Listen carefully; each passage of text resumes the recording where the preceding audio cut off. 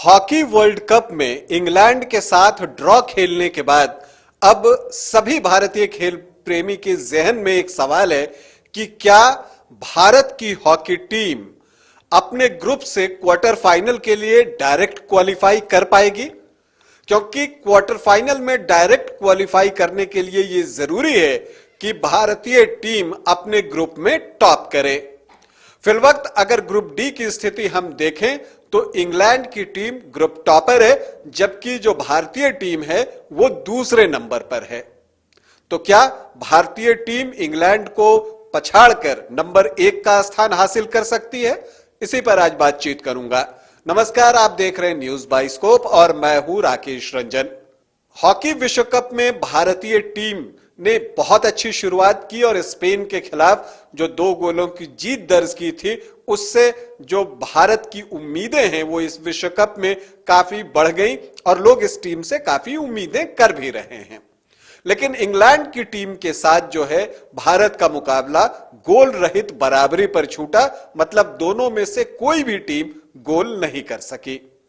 पहले तो आपको यह बता दूं कि जो इंग्लैंड की टीम है वो रैंकिंग में भारत से ऊपर है, उसे 5वीं रैंकिंग है उसकी रैंकिंग, और भारत की रैंकिंग 6 है।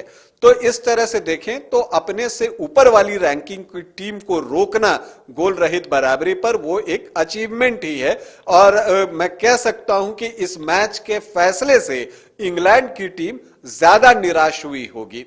और उनकी निराशा के पीछे एक बड़ी वजह यह है कि उन्हें जो अगला मैच खेलना है वो स्पेन से खेलना है। स्पेन ने भी वेल्स के खिलाफ 5-1 की बड़ी जीत दर्ज की है, जबकि इंग्लैंड ने वेल्स को 5 गोलों से हराया था। भारत ने स्पेन को 2 गोलों से हराया और अब यह ड्रॉ खेला है। तो भारत के पास जो पॉजिटिव है, जो कि एक आप कह सकते हैं कि उम्मीदें बढ़ाने वाली बात है, वो ये है कि भारत को आखिरी मैच अपेक्षाकृत कमजोर प्रतिद्वंद्वी वेल्स के खिलाफ खेलना है और आप वेल्स के खिलाफ गोल दाग सकते हैं। तो अभी चूंकि भारत ग्रुप में दूसरी पोजीशन पर है, तो उसे ग्रुप टॉप करने के लिए क्या करना होगा? सबसे पहली बात और सबसे महत्वपूर्ण बात और एक ही चीज है जो करनी होगी, वो ये है कि जो गोल डिफरेंस होता है उसमें आपको इंग्लैंड को पीछे कर देना है। अभी तक इंग्लैंड ने 5 गोल किए हैं और कोई गोल नहीं खाए हैं, जबकि भारत ने 2 गोल किए हैं और कोई गोल नहीं खाए हैं। तो भारत के पास अवसर है। क्यों? क्योंकि वेल्स कमजोर प्रतिद्वंद्वी है, तो उसके खिलाफ आप ज्यादा गोल अगर दागते हैं तो इंग्लैंड को स्पेन के खिलाफ उतने गोल दागने के अवसर शायद न मिले। तो ऐसी परिस्थिति में भारतीय टीम ग्रुप को टॉप कर सकती है और सीधे क्वार्टर फाइनल के लिए क्वालिफाई कर सकती है। लेकिन ज्यादा से ज्यादा गोल हो, इसके लिए भारतीय टीम को कुछ करने की दरकार है। और उसमें से जो पहली चीज है वो ये है कि भारतीय टीम को पेनल्टी कॉर्नर में सुधार करना होगा, और ये दोनों क्षेत्र में करना होगा।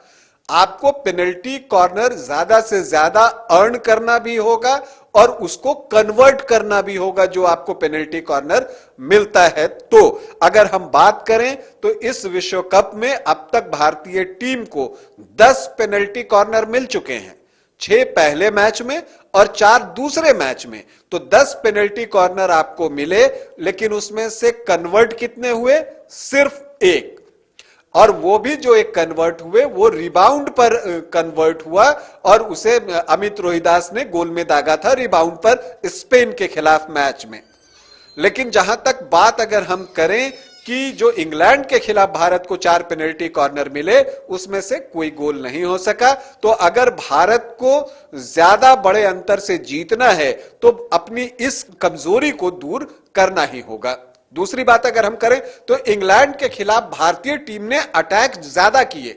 अगर आप आंकड़ों पर ध्यान दें तो जो गोल पर हमले की हम बात करें तो वहां इंग्लैंड की टीम से भारतीय टीम 20 पड़ती है, लेकिन पेनल्टी कॉर्नर अर्न करने के मामले में अगर हम कहें तो इंग्लैंड की टीम ने ज्यादा पेनल्टी कॉर्नर अर्न किए, जबकि भारत की टीम ने उससे कम पेनल्टी कॉर्नर, सिर्फ 4 पेनल्टी कॉर्नर अर्न किए, ऑलमोस्ट आधे। तो ये एक चीज सीखने की जरूरत है कि आपको पेनल्टी कॉर्नर अर्न करने आना चाहिए, तभी आपका काम जो है वो बनेगा और आप बड़े गोल अंतर से जीत पाएंगे। तीसरी और महत्वपूर्ण बात वो है, और वो ये है कि आपको जो फिनिशिंग टच है वो देने आना चाहिए। जैसा मैंने कहा कि भारतीय टीम बहुत आक्रामक रही, चाहे आप स्पेन के खिलाफ मैच की बात कर लें, उसके तीसरे क्वार्टर को आप याद कीजिए, और इंग्लैंड के खिलाफ जो है आप सेकंड, थर्ड, फोर्थ क्वार्टर को याद कीजिए, तो भारत ने ताबड़तोड़ हमले किए हैं, बराबर चढ़कर खेली है, और कई बार ऐसा लगा है कि अब ये गोल में कन्वर्ट हुआ, लेकिन अंत समय में कुछ न कुछ कमी रह गई है, जिसकी वजह से वो गोल नहीं हो सका। और यही वजह है कि स्पेन के खिलाफ जो आपकी जीत है, जो और बड़ी हो सकती थी, ना होकर सिर्फ 2 गोलों की रही, और इंग्लैंड के खिलाफ इतने सारे मौके आने के बाद भी आप गोल नहीं कर सके। तो ये इसकी एक वजह है कि फिनिशिंग टच जो है वो भारतीय टीम नहीं दे पा रही है, और इस पर वर्क किए जाने की जरूरत है कि किस तरह से गोल किया जा सके। अगर हम अच्छी बातों की बात करें तो भारत का डिफेंस बहुत अच्छा खेल रहा है, और एक बड़ी उपलब्धि अगर इस विश्व कप में अब तक हम देखें तो भारतीय टीम जो है वो क्लीन शीट के साथ है, मतलब भारत के खिलाफ एक भी गोल नहीं हुआ है, भारतीय टीम ने एक गोल भी नहीं खाया है। तो ये बड़ी उपलब्धि है। तो डिफेंस एक यूनिट के तौर पर खेल रही है, ये पॉजिटिव है, और इसे तीसरे मैच में भी बनाकर रखना होगा, क्योंकि जब हम गोल डिफरेंस की बात करते हैं तो गोल करने और गोल खाने दोनों के अंतर को हम कहते हैं गोल डिफरेंस। तो इस चीज पर भी काम किए जाने की जरूरत है। तो जो आपका मजबूत पक्ष है उसको और मजबूत बनाकर रखना है। इस विश्व कप से पहले इंडियन डिफेंस पर कई सवाल थे, लेकिन इन 2 मैचों में भारतीय डिफेंस ने यह साबित किया है कि वो वर्ल्ड क्लास है, और चाहे वो जर्मनप्रीत हो, हरमनप्रीत हो, वरुण हो, सभी जो है बेहतर प्रदर्शन कर रहे हैं। अमित रोहिदास हो, वो तो पहले मैच में मैन ऑफ द मैच भी रहे थे। तो इस तरह से हम देखें तो डिफेंस अच्छा काम कर रही है, और ये करते रहना होगा। मिडफील्ड में भारतीय टीम बेहतरीन प्रदर्शन कर रही है, चाहे आप मनप्रीत की बात कर लीजिए, और हार्दिक तो मेरे लिए अभी तक भारत के बेस्ट प्लेयर रहे हैं इस पूरे विश्व कप में। हालांकि दूसरे मैच में उन्हें चोट लगी है, मैच खत्म होने से 5 मिनट पहले। हम सभी ये कामना करते हैं कि 19 तारीख को जब भारत वेल्स के सामने हो तो हार्दिक पूरी तरह से फिट हो, क्योंकि वो विद्युतीय गति से दौड़ते हैं गेंद को लेकर। इंग्लैंड के साथ मुकाबला हो रहा था तब हमने इसकी एक झलक भी देखी थी, जब वो अपने हाथ से जो है अपने सर्कल से गेंद को लेकर निकलते हैं और किस तरह से लगभग गोल मुख तक इंग्लैंड के पहुंच जाते हैं। तो वो कमाल था, और हार्दिक सच में कमाल के प्लेयर हैं। तो मिडफील्ड में भारतीय टीम बेहतर प्रदर्शन कर रही है, अटैकिंग मिडफील्ड है भारत का। हाँ, फॉरवर्ड भी अच्छा काम कर रहे हैं, लेकिन वो फिनिश नहीं कर पा रहे हैं, और ये चीज करना है। और अगर ये कमियां दूर हो गई और जो मजबूत पक्ष है वो बना रह गया, तो किसी को कोई संदेह नहीं होना चाहिए कि भारतीय टीम अपने ग्रुप से डायरेक्ट क्वार्टर फाइनल के लिए क्वालिफाई कर सकती है। अभी के लिए इतना ही, इजाजत दें, नमस्कार। Welcome to hotel Crown Plaza. Hotel Crown Plaza के रेस्टोरेंट सैफरॉन में हम आपको दे रहे हैं क्रिसमस और नए वर्ष के शुभ अवसर पर ग्राहकों के लिए विशेष छूट। 999 से ज्यादा के बिल पर 15% और 1999 से ज्यादा के बिल पर 20% की भारी छूट, और शादी, बर्थडे, सगाई और अन्य सभी प्रकार की पार्टी बुकिंग में भारी छूट। Facility, convenient stay and luxurious room, banquet hall, restaurant Saffron, Crown spa and salon, beauty parlour, big parking, pickup and drop from railway station and bus stand, home delivery. For contact 6207676941 और 9128555858।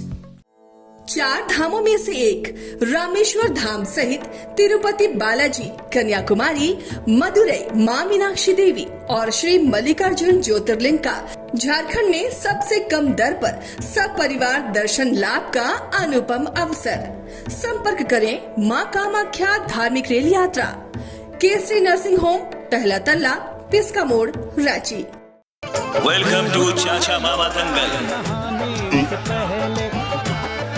हास्य अदाकार संजय मिश्रा से गुजारिश है कि वह अखाड़े में कूदे और फुलटूस को ट्रॉफी से नवाजे। लगता है समाधि ले ली। अरे बुला रहे हैं। अरे बोल रहे हैं कि बुला लो। टॉप टेक सीमेंट, जो जोड़े तो छोड़े नहीं, मजबूती ही हमारी पहचान।